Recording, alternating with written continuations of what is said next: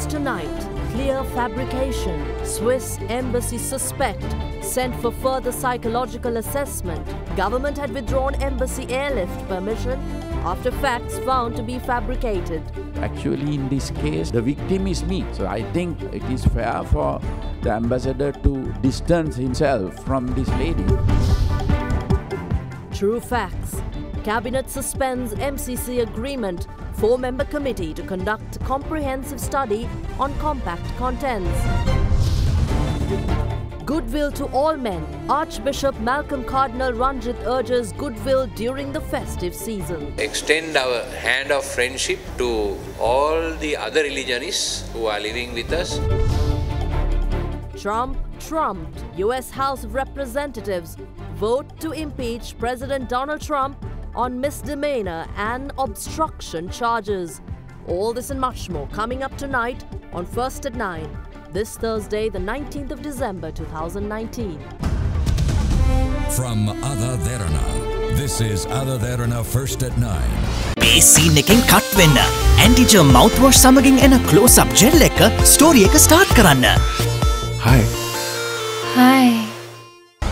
Live from Studio 24 in Colombo.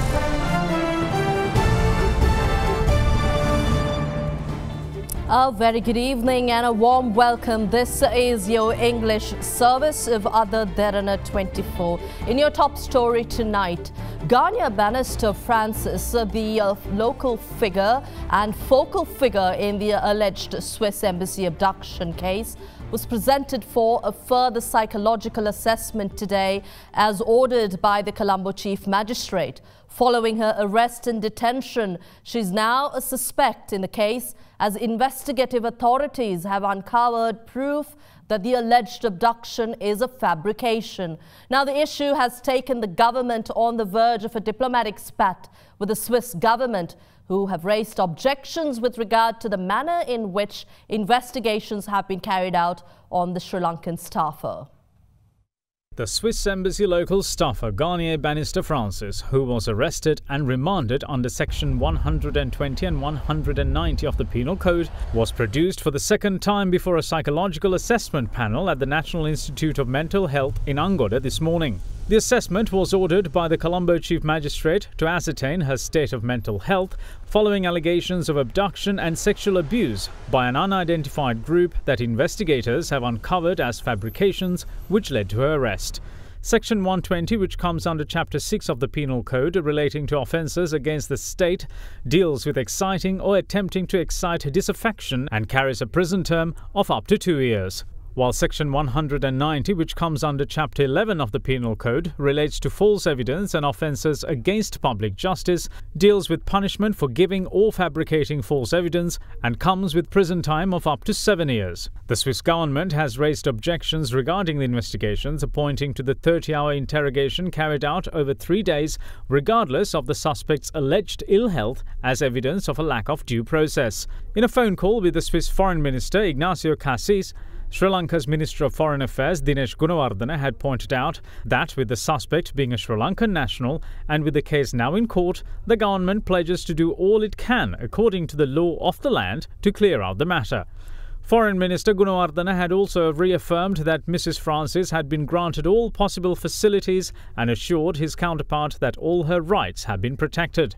He also emphasized that Sri Lanka has fully complied with national law and international judicial standards and added that any assertion to the contrary was factually inaccurate. Cabinet co-spokesperson Ramesh Patirana in the meantime reaffirmed the government's and the President's stance at the weekly Cabinet media briefing this morning, stating that the government has no intention of interfering in the judicial and law enforcement process, which is being carried out in a transparent manner, contrary to the Swiss government's assertions. His Excellency the President has very clearly indicated the government position to the ambassador, and they are also cooperating, and we have repeatedly stated the fact that government is not interfering with the law enforcement of the country, and the law enforcement authorities, including the Attorney General's Department and the Police Department, will carry out necessary investigation, and they are carrying it out in a transparent and fair manner. So we are not involved in that. That is as per we are a sovereign nation. As per the Sri Lankan law and as per the international standards, that investigation would be concluded soon. Gel scene action. Anti-germ mouthwash සමගින් එන close up gel එක story එක start කරන්න. President Gotabaya Rajapaksa meanwhile claimed that clear evidence proves that the Swiss embassy abduction saga is a fabrication and says that he is the ultimate victim given the negative press the incident has given the government just weeks after being elected. The head of state added that it was fair for the ambassador to believe the staffer's claims, but he believes it is high time for the ambassador to distance himself from the issue.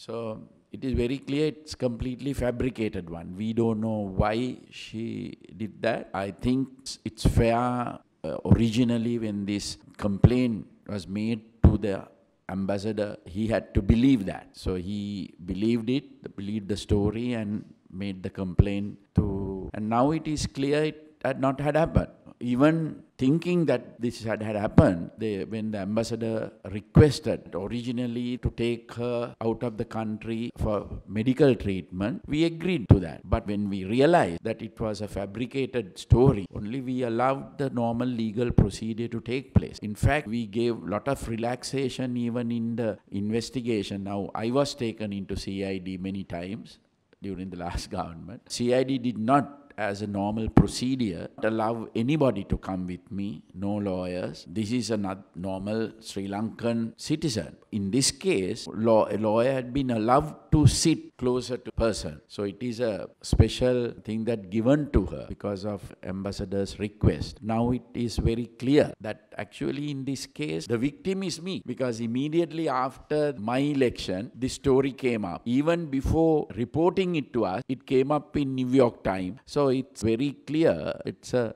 planned thing to discredit me and the government. If the foreign media is continuing on this attack rather than discussing the facts, it is very unfair. So what are the foreign missions doing? Because all of these things you were just saying, they are not being reported.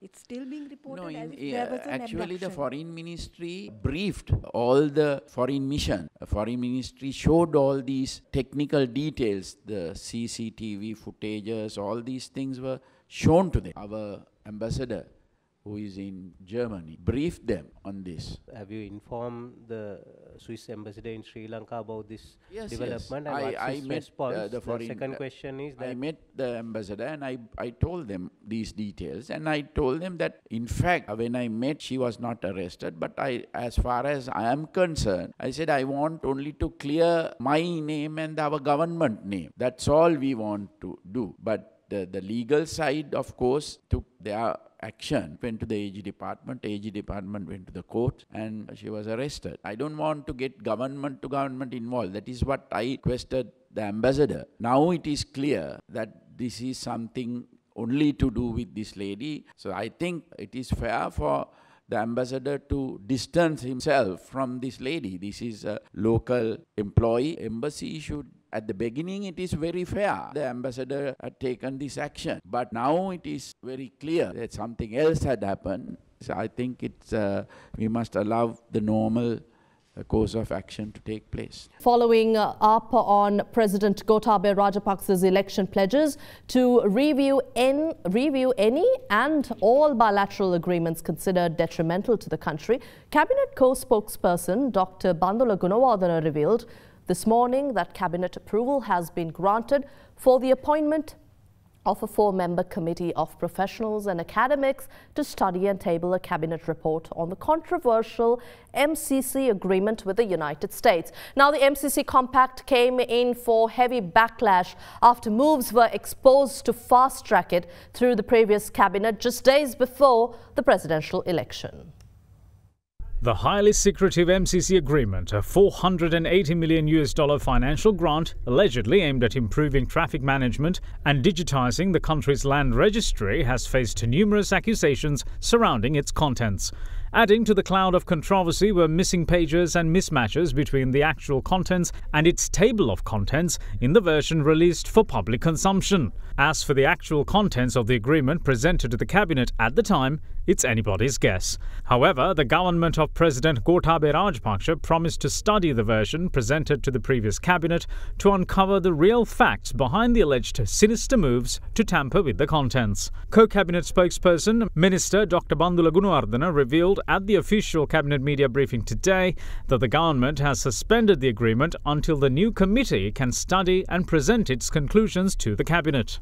ඊයේ cabinet තීරණයක් දැනුම් දෙන්න තියෙනවා. MCC Millennium Challenge Corporation ගිවිසුම ක්‍රියාත්මක වීම අත්හිටවලා තියෙනවා. ඒ සඳහා කලින් ඇති කරගත්ත සම්බන්ධතා හා ඒ ගිවිසුම පිළිබඳ අධ්‍යයනය කිරීම සඳහා 4 දෙනෙක්ගෙන් යුත් කමිටුවක් පත් කරලා තියෙනවා. ආචාර්ය කොළඹ විශ්වවිද්‍යාලයේ ආර්ථික විද්‍යාංශයේ ආචාර්ය ලලිත් ගුණරුවන් මහතා, වාස්තු විද්‍යාඥ නාලක ජයවීර මහතා, ප්‍රවාහන අමාත්‍යාංශයේ හිටපු ලේකම් DS ජයවීර මහතා, ජනාධිපති නීතිඥ නිහාල් ජයවර්ධන මහතා ඒ ඇතිවෙච්ච තත්ත්වයේ පිළිබඳ විමර්ශනය කරලා වාර්තාවක් සැපීම සඳහා කැබිනට් මණ්ඩලය විසින් 4 දෙනෙක්ගෙන් යුත් කමිටුවක් විද්වත් විශේෂඥ දැනුමක් තියෙන කමිටුවක් පත් කරලා තියෙනවා. මිලේනියම් චැලෙන්ජ් කෝපරේෂන් පිළිබඳ ඇතිවෙච්ච තත්ත්වයේ පිළිබඳ වාර්තාවක් කැබිනට් මණ්ඩලයට ඉදිරිපත් කරන්න. ගිවිසුම ක්‍රියාත්මක වීම හෝ ගිවිසුම් ඇති කර ගැනීම හෝ පාර්ලිමේන්තුවට ඉදිරිපත් කිරීම හෝ කිසිම ක්‍රියාවක් අදාළ වෙන්නේ නැහැ අත්හිටවලා.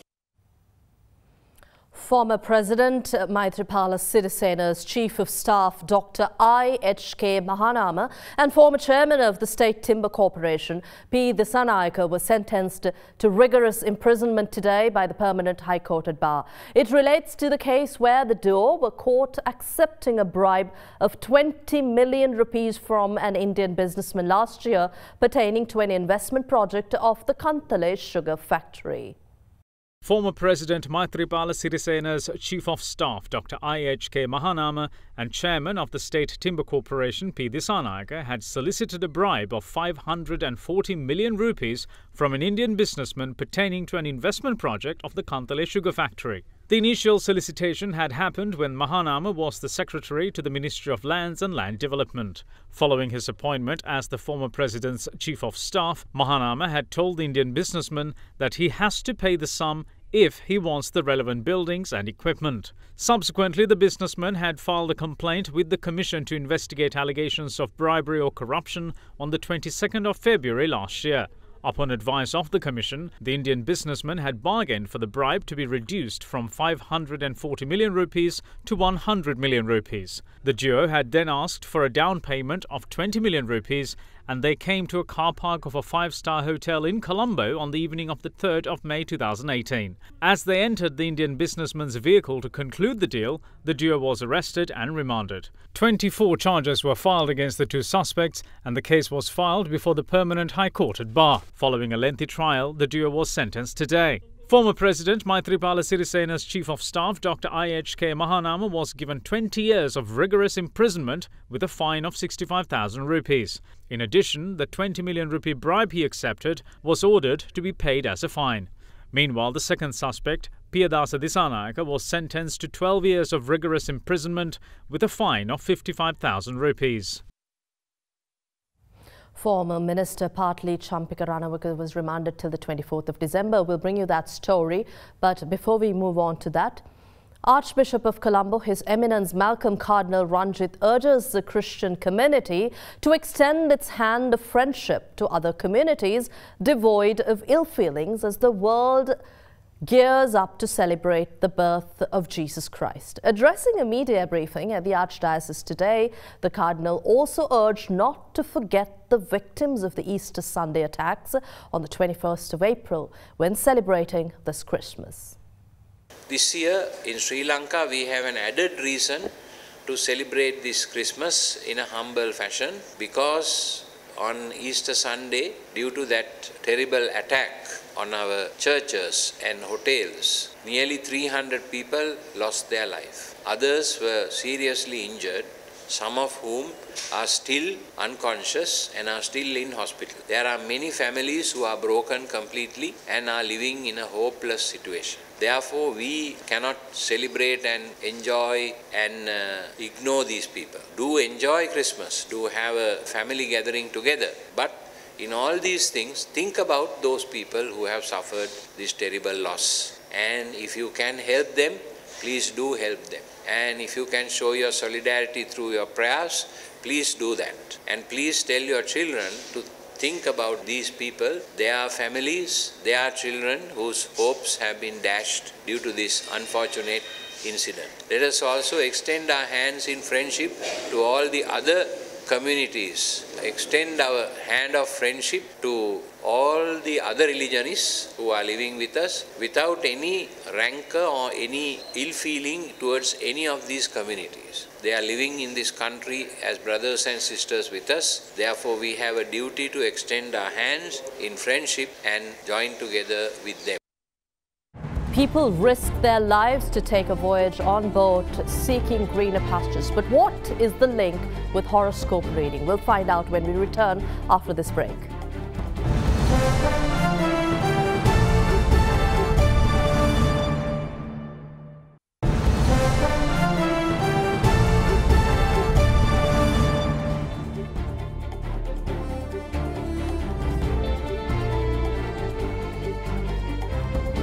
Welcome back. Checking the horoscope is a familiar practice among many Sri Lankans to get a glimpse of what lies ahead.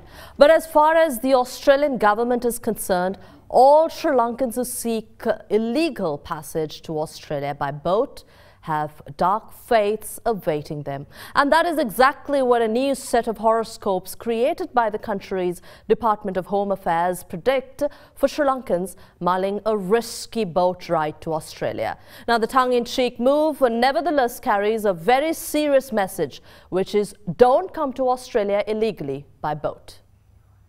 The Australian government has been battling illegal asylum seeker arrivals from Sri Lanka by boat for some time. In their latest method of deterrent, Australia has turned to dark humour to send the ever-serious message.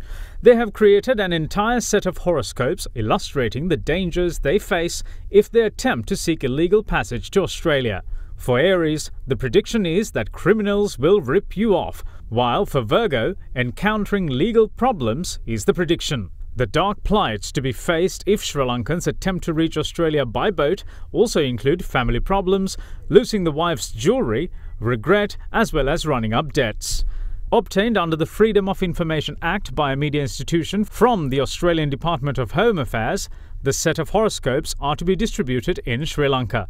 Australia has a strict border protection regime and a zero-tolerance approach to seeking asylum by boat.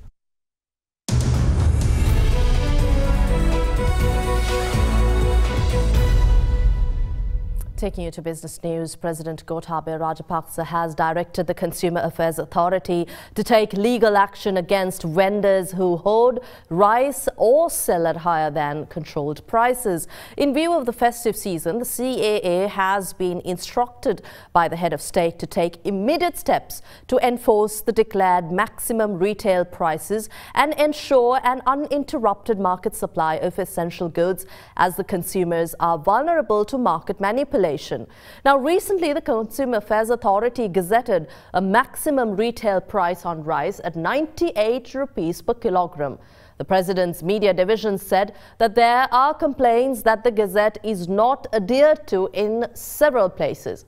As a result, it says that the head of state had directed the Consumer Affairs Authority to check the market supply situation and to deploy a team to check the stock and daily releases at rice milling supply stations. Now, the Consumer Affairs Authority is also asked to initiate immediate action to check the rice suppliers at Petta and other major markets. Noting the recent tax cuts, the President's media division said that observations have been made that prices of some commodities have not come down satisfactorily and that prices of all food items, cosmetics, building material, and many other items should reflect corresponding price reduction. Therefore, the Consumer Affairs Authority has been instructed to summon all sector groups involved in supplying such commodities and request them to pass down this benefit to consumers and also to communicate to the market effectively on a regular basis.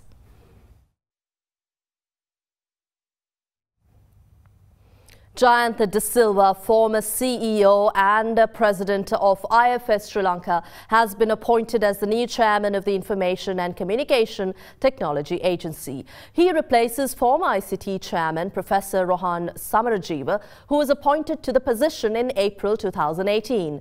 ICTA is the apex ICT institution of the government, mandated to take all necessary measures to implement the government's policy and action plan in relation to information and communication technology.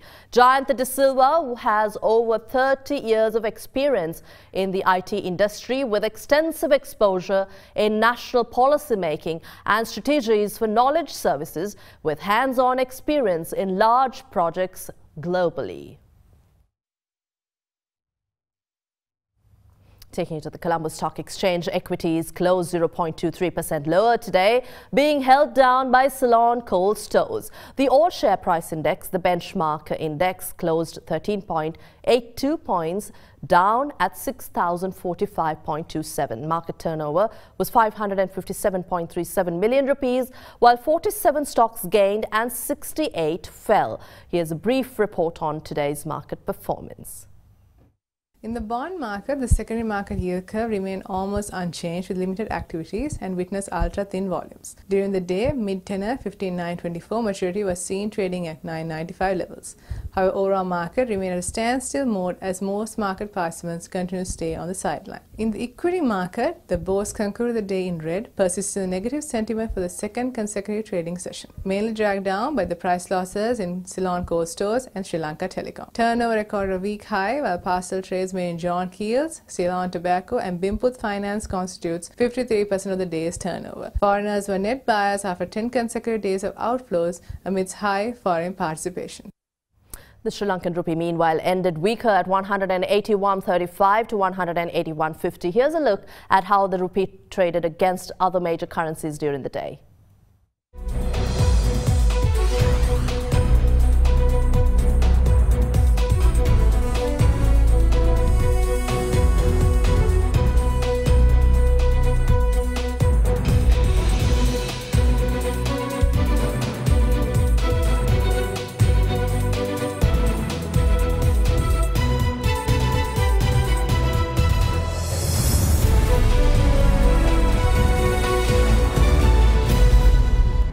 Let's take a quick break and return for more news.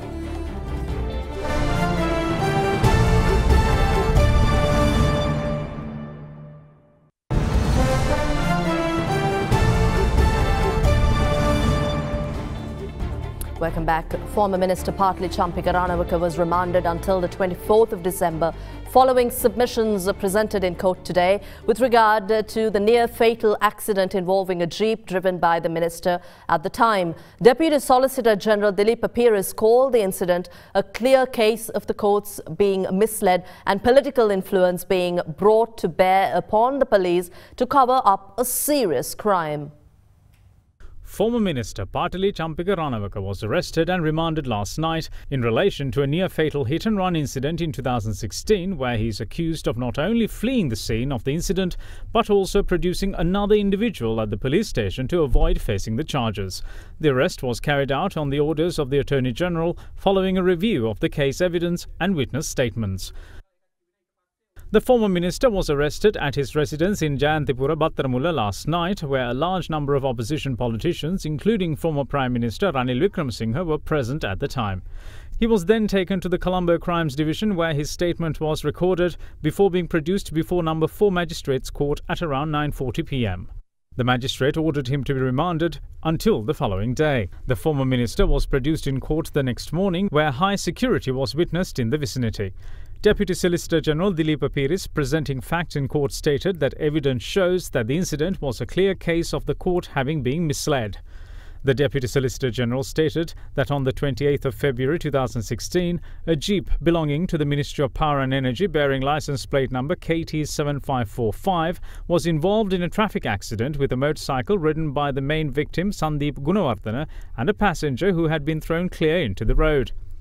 The rider, who had sustained serious injury, had fallen on the road, pinned by the motorcycle.